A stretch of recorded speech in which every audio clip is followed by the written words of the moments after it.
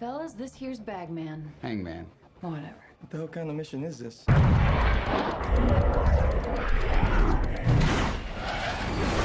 There you go. Hello? There you go.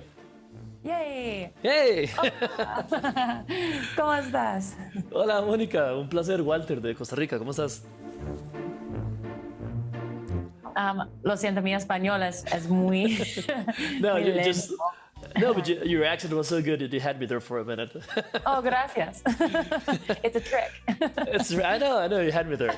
So, I saw the film last night. You guys killed it. Kudos on that. I really like the Phoenix character. It's really good. Thank you. So tell me, what's the first thing that comes through one's mind when they tell you you're going to be part of film history? It's hard to wrap your mind around it. This was a really exciting thing when I first auditioned, just to get to see that there was going to be a sequel was exciting, but also there's a lot of pressure.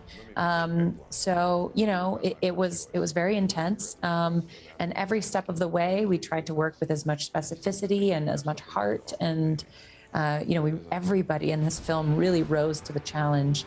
And so now hearing that we've pulled it off, and that, you know, they've made an incredible movie and that I've gotten to be a part of that is, like I said, it's still something I'm trying to wrap my mind around. I mean, it's a beautiful experience. Your pilots. Anything happens to them.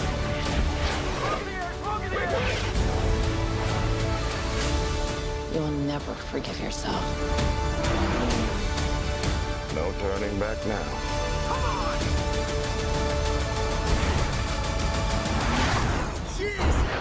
Having any fun yet? Well, talk about experiences. I know about the Tom Cruise flight boot camp. You guys had to Yes. multitask while being up there in the cockpit. And how would you describe this challenge? Because you have to act, operate the camera, withstand the mirror thing. Yeah, it was definitely challenging. He really set us up for success. When he made the first movie, he didn't have the same training opportunities. So he designed a really specific flight school course for us, where we started in a simpler plane that most people start training in. And then we moved on to a plane that did aerobatics and pulled G's. And, you know, just tossed us in the air. You're going with the lingo already. Pool G's. Yes. And then we went into an L-39 where we got to dogfight, which is like, you know, like in the first movie. And so by the time we got into the jet, we were fairly comfortable with the flight components. So then he could bring in sort of phase two was the film training. And that was, you know, the composition of the shot, you know, props, makeup, hair, you know, all of that. And then also rolling cameras and, oh, by the way, acting and knowing our lines. And Did you ever forget to set the camera on record or something? While being I mean, up by there? the time we got up there, it was we had created a system. I mean, it just was like a part of it. It was like, okay, ready, like roll cameras. And like, you just did the thing. And, you know, I mean, it became this dance this choreography that we knew really, really well by the time we were filming. So luckily, I never did forget. That would have been a bad day. Well, Monica, thank you very much for your time. It was a pleasure talking to you. Thank you.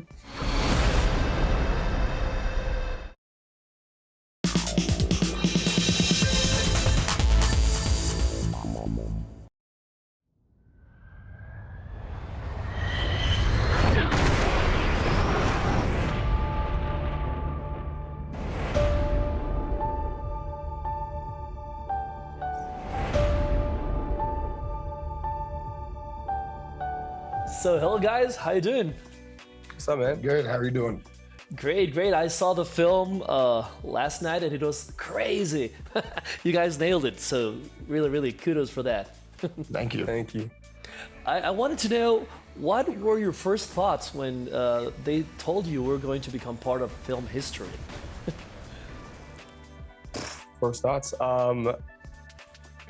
Yeah, I was pinching myself because I had never imagined that there'd be a sequel of Top Gun in the first place. So then to be a part of it and for there to be a role where, for me, just felt like a blessing. And I had no idea the lengths of training that we were going to go through. So at that point, I just thought I was a part of cinematic history without the strain that my whole body went through the whole time. Heading out to sea. Watch the canopy!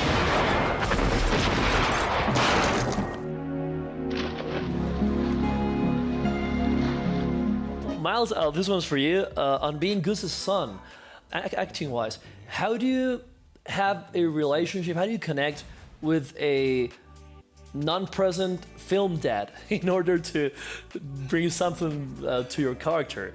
Did you revise, I don't know, Anthony Edwards' performance to find something to latch on? How did you approach your character? Well, I was really happy, you know, that they didn't ask us to remake Top Gun and to kind of re-perform what Anthony did, because I think, you know, people are gonna call him Goose for the rest of his life. And it really was such an iconic performance. And even just what that character represented, you know, Goose's vibe is different than everybody else's in that first one. So I had a strong enough memory of his performance I wanted to make sure we kept some of that in there. And we did it with the look, you know, with the Hawaiian shirt and, you know, the mustache and everything. So I felt like I looked enough like him that I didn't feel like I needed to act like him in any way. But what I love in this film is there are some moments where Brewster is kind of filling the shoes of his dad in his relationship with Maverick, and that stuff was a lot of fun to make.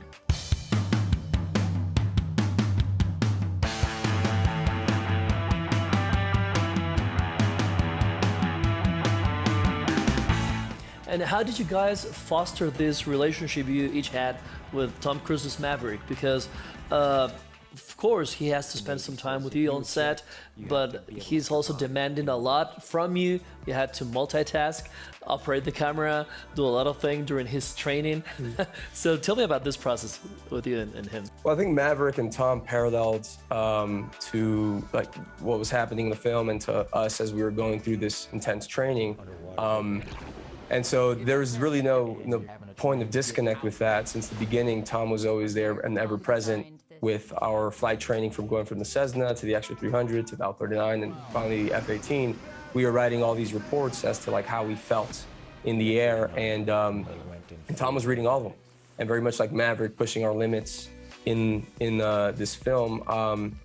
There was no disconnect, and it made that relationship seamless. And Tom was just really there for us the entire time. Cool. And final question, since I see our time is almost up. Which would you choose as your real life call signs? Do you have one for yourself? I would. I said one earlier. I guess I'll stick it. I'm taco salad, man. Taco salad. Why? What's the story behind that? Well, you know, you never tell the story. Okay, all right. That's a taco salad. Take it or leave it, pal. I'll go dale. Dale. Yeah, cool. Well, guys, thank you very much. It was a pleasure. Thank you very much for your time. Appreciate it. Thank you. Taco salad. See you later, man. Taco salad.